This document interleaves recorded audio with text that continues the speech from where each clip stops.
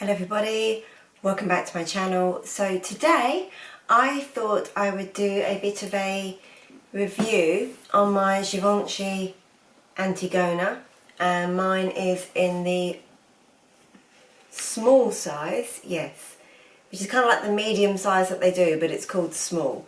The small one's called the mini. So mine is in the pebbled leather. So I thought I would talk you through a number of aspects of the bag. I'll go through the size, the weight, I'll show you what fits in, and I will do some mod shots, and I'll also give my overall impression, and there'll probably be some views on things as we go along and I cover the different aspects.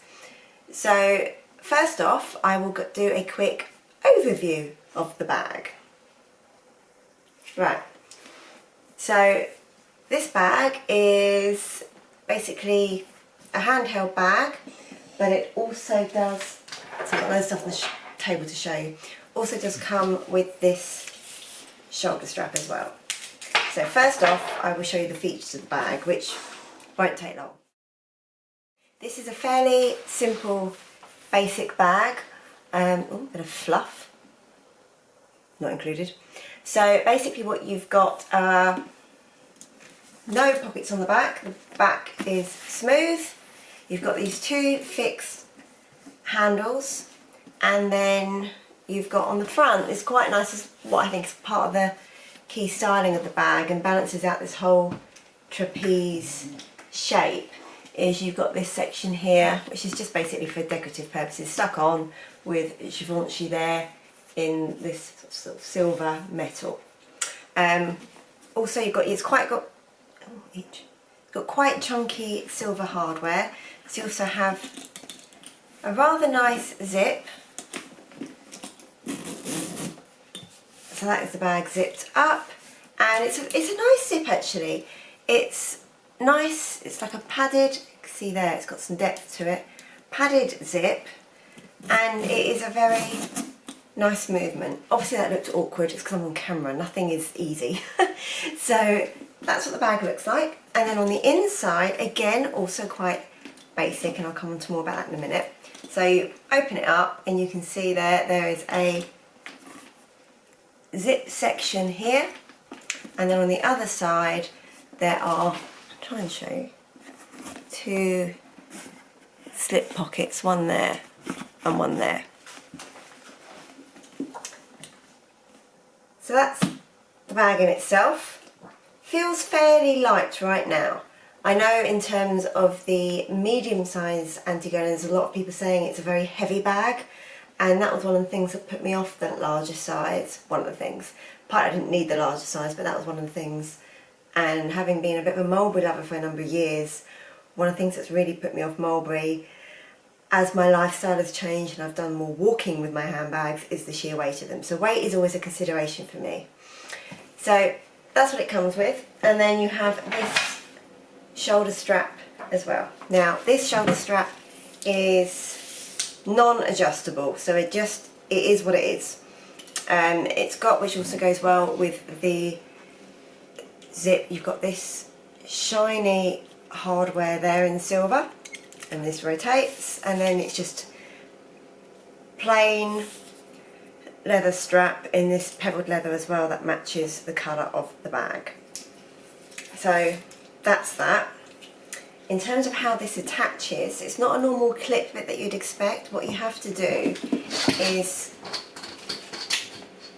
sorry, my puppy's rolling around on the floor making noise. Shush pups. And rolling into the tripod. Bear with. So as we were saying, so you've got this section there which needs to go into that bit there. So of course it's the wrong side to show you. So if I put that there, you can see it just slides on, and then that holds on like that. And the same the other side. So I'll show you what that looks like when I do the mod shots. Right, so size. I will give you the sizes. I have with me here trusty measuring tape. So, first off, what is the length of the bag at the bottom? I'm just going to do it on the table and show you, because this is the easiest way. I'll get it more accurate this way. So that is 28 centimetres. So basically this bit, so from here to here, is 11 inches. At its widest part at the top, so if I go from where you've got the shoulder strap fastening to the other one, so that is the widest part of the bag. That is about 34 centimetres, so about 13, I'd say about 13 inches. And then the height is 24 centimetres. So basically it's about 9.5 inches from there to there, approximately, because I'm holding the tape measure. And then finally I'll give you the handle drop, which is, I'm going to say 9 centimetres. Let's do it this way. So kind of about 10 centimetres, so that's about 4 inches. And then the depth of the bag is, so 17 centimetres, so about 6 3/4 inches from there to there. That's my approximation with the tape measure. There may be more accurate measurements on the website, but that's how I see the bag. Oh, and I probably should have mentioned as well the 2 little feet. So with the bag completely empty, I am now going to weigh it. My trusty Salter's kitchen scales. So, firstly, completely empty in grams is 864. Now with the strap as well, so I'm just going to lay that on for effect, but you don't tend to feel that when you're wearing it, it's the weight of the bag. But with the strap, 1013 grams. So in pounds and ounces, the bag on its own is £1 14.4 ounces, and with the strap that goes to £2 3.7 ounces. So this strap is actually fairly weighty, and I wonder if that's because of this chunky hardware here. So what I'll do now is I will show you what fits in the bag.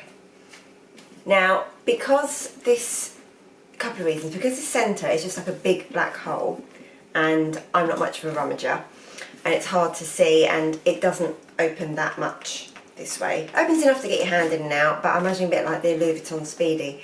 It doesn't quite open as much as you want, even though we have got the zip that goes down these sides. I mean, if it only stopped there, the zip, no chance. What I did buy myself, and I got this from Love Lolo, is this felt insert. Now I chose this like grey marl colour because I thought it went nicely with the silver hardware of the bag, but also being a light colour, I'd be able to look into the bag and see what I want more easily, so it's not just a big black hole. So I'm going to pop that in.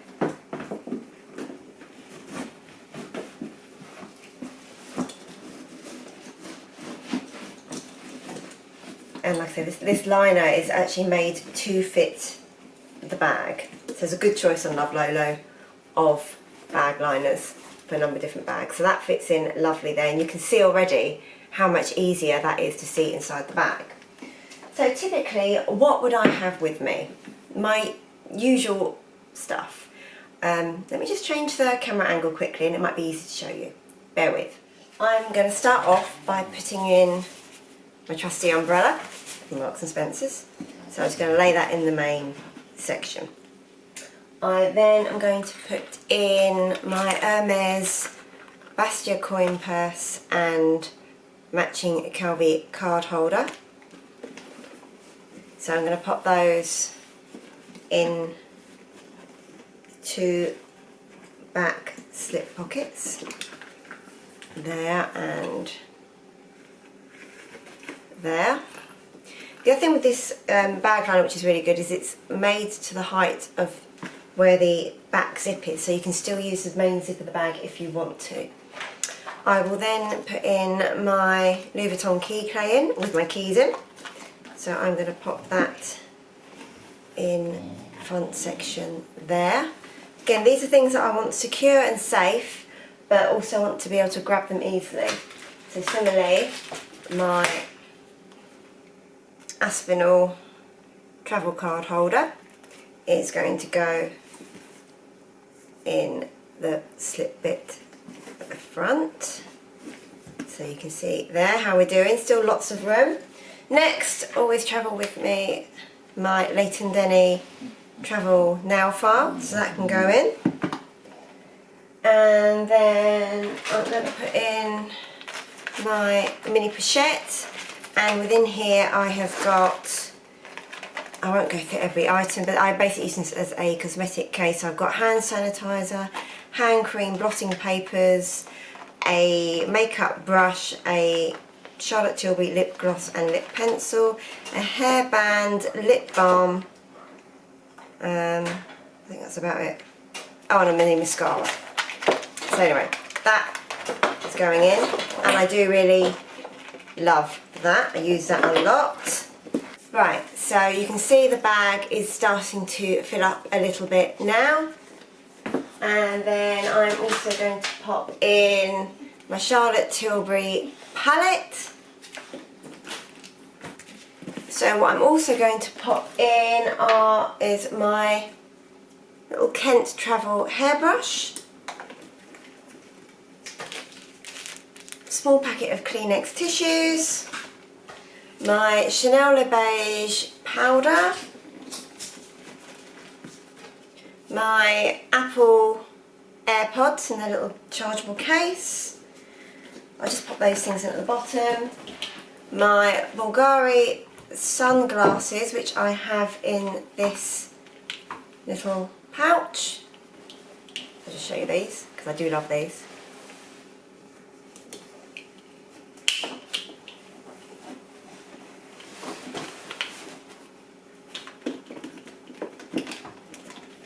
And finally, my iPhone 10 in a slightly water damaged Apple case.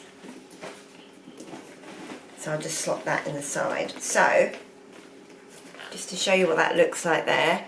So it's quite a lot in there. It holds a fair deal. Now it's feeling a bit weighty, but that is how much fits in there quite easily. Quite a bit of room. I could put more in if I wanted to.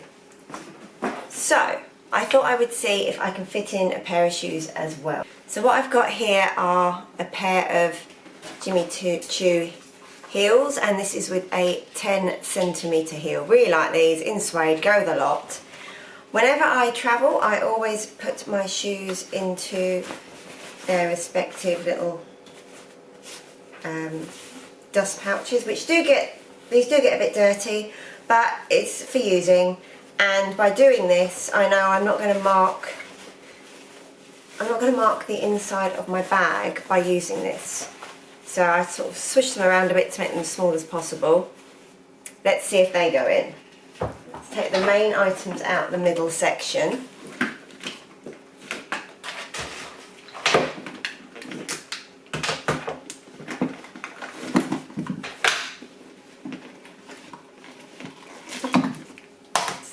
Right, so what I've got now is I've got the bag just with those items I put into the slip pocket of the liner.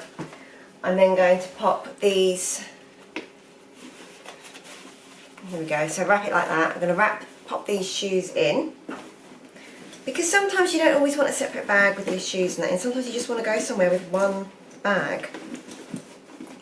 So you can see they go in fairly easily bag still isn't too heavy, but there's not that much room.